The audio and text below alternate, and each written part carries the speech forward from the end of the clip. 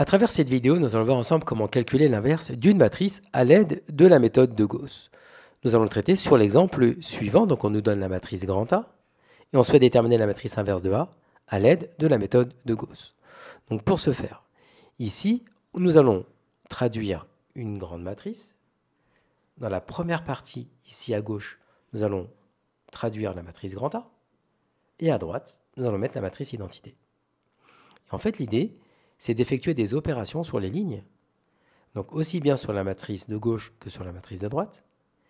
Et l'objectif, c'est de partir de la matrice grand A ici, de faire des opérations sur les lignes, et de faire apparaître ici la matrice identité. Mais toutes les opérations que nous faisons sur la matrice de gauche, il faut absolument le faire sur la matrice de droite. Donc ici, la première étape que nous allons faire, c'est ce qu'on appelle une interversion de ligne. En fait, ici, vous avez vu, nous avions en première ligne 2, 2, 3, qui est passé ici en deuxième ligne, et cette deuxième ligne est passée ici en première ligne. On remarque la même chose ici. 1, 0, 0 était la première ligne, elle est passée ici en deuxième ligne, et 0, 1, 0 qui était en deuxième ligne est passé ici en première ligne. Alors en fait, pourquoi on a fait ça? L'idée, c'est, dans la mesure du possible, c'est de faire apparaître ici, eh bien, un 1 qui va nous faciliter par la suite nos calculs. L'étape suivante, c'est de faire apparaître ici, à la place du 2, un 0, et à la place de ce 1 ici, un 0. Donc l'idée, c'est de faire apparaître une triangulaire supérieure. Donc dans l'étape suivante, on va effectuer des combinaisons linéaires sur la ligne 2 et la ligne 3, à l'aide de la ligne 1, pour faire apparaître des 0, ici pour les positions A21 et A31. Donc ici, à la place de ce 2-là, on a mis un 0, et ce 1-là, on a mis un 0. Alors, comment on s'y prend? Eh bien, on va dire que la ligne 2 devient ligne 2, moins 2 fois la ligne 1. Si vous faites 2 moins 2, on obtient bien 0 ici. 2 moins 2, on obtient bien 0 ici. 3 moins 2, on obtient bien 1 ici. Et on applique la même chose pour la matrice qui est à droite. Si nous faisons 1 moins 2 fois 0, ça fait 1. Si on fait 0 moins 2 fois 1, ça fait bien moins 2. Et 0 moins 2 fois 0, ça fait bien 0.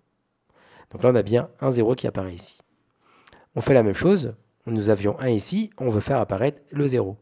Donc là, tout simplement, c'est de dire que la ligne 3 devient ligne 3 moins la ligne 1. Nous faisons 1 moins 1, on a bien 0. 0 moins 1, ça nous fait bien moins 1. 1 moins 1, ça fait bien 0. 0 moins 0, on a bien 0 ici.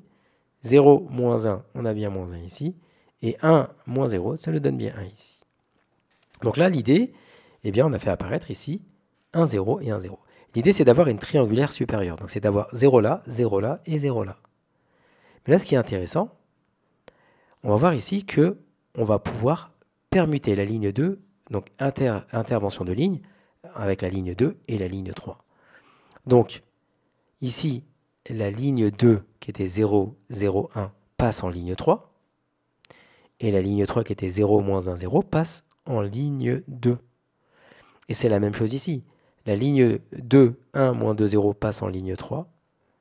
Et la ligne 3, qui était ici, passe en ligne 2. Et en fait, pourquoi on fait ça?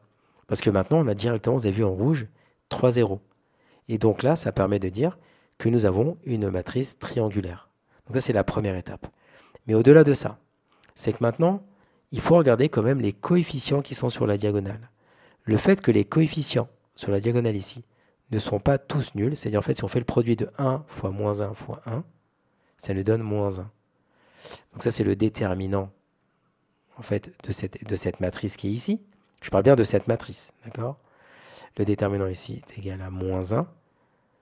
Eh bien ça veut dire qu'on est en mesure de pouvoir inverser la matrice. Parce que si vous avez sur la diagonale un des coefficients qui est égal à 0, on ne pourra pas inverser. Donc là on sait qu'on peut inverser. Donc on va pouvoir continuer notre étape. Et bon, l'idée c'est de faire quoi maintenant?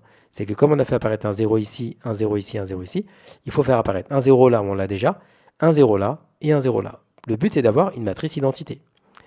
Donc, ça c'est ce que nous venions de déterminer. On l'a mis ici pour la suite de l'explication. Il faut faire apparaître un 0 ici. Et donc là, on va effectuer des combinaisons linéaires sur la ligne 2 et ligne 1, à l'aide de la ligne 3 pour faire apparaître des 0 sur A23 et A13. Donc faire apparaître un 0 ici, un 0 ici. Donc là pour A23, il y avait déjà 0. donc il n'y a rien à faire, mais c'est faire apparaître un 0 ici. Donc là, c'est la ligne 3 qui va nous aider. D'accord? Ce qu'on met ici. Donc nous allons faire, si on reprend le principe, la ligne 1 devient ligne 1 moins ligne 3. Donc on fait 1 moins 0, ça nous fait 1.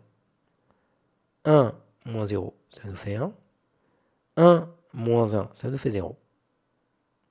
0 moins 1, ça nous fait moins 1. 1 moins 2, ça nous fait 3. Et 0 moins 0, ça nous fait 0. Et donc là, nous avons un 0 ici et un 0 ici. Il ne nous reste plus que faire apparaître le 0 qui est ici. Et ça, c'est grâce à la ligne 2 qu'on va pouvoir le faire. D'accord? Donc ici, nous allons effectuer des combinaisons linéaires sur la ligne 1 à l'aide de la ligne 2 pour faire apparaître des 0 sur les positions, donc sur la position plus précisément ici à 12. Donc en fait, on veut faire apparaître un 0 qui est ici. Donc comment on s'y prend? Eh bien, on dit que la ligne 1, c'est ligne 1 plus ligne 2. Donc je fais 1 plus 0, ça fait 1. 1 moins 1, ça fait 0. 0 plus 0, ça fait 0. Moins 1 plus 0, ça fait moins 1. 3 plus moins 1, ça nous fait 2. Et 0 plus 1, ça nous fait 1. Donc là, nous avons quasiment ici une matrice identité. Il y a juste ici ce coefficient, A22, là, où il y a un moins 1. Donc ici, nous allons multiplier les lignes par un scalaire afin de faire apparaître la matrice identité. Donc là, on a déjà le 1, donc il n'y avait rien à faire. Ici, il n'y a rien à faire. Là, on va multiplier la ligne 2 par moins 1. On multiplie cette ligne-là par moins 1. Donc là, il y a 0. Moins 1 fois moins 1, ça nous fait 1. 0, ça reste 0. Le 0 reste 0. Mais moins 1 fois 1, moins 1, ça nous fait 1. Et 1 fois moins 1, ça nous fait moins 1. Donc là, ici, nous avons une matrice identité. Et là, nous avons bien, une nouvelle matrice.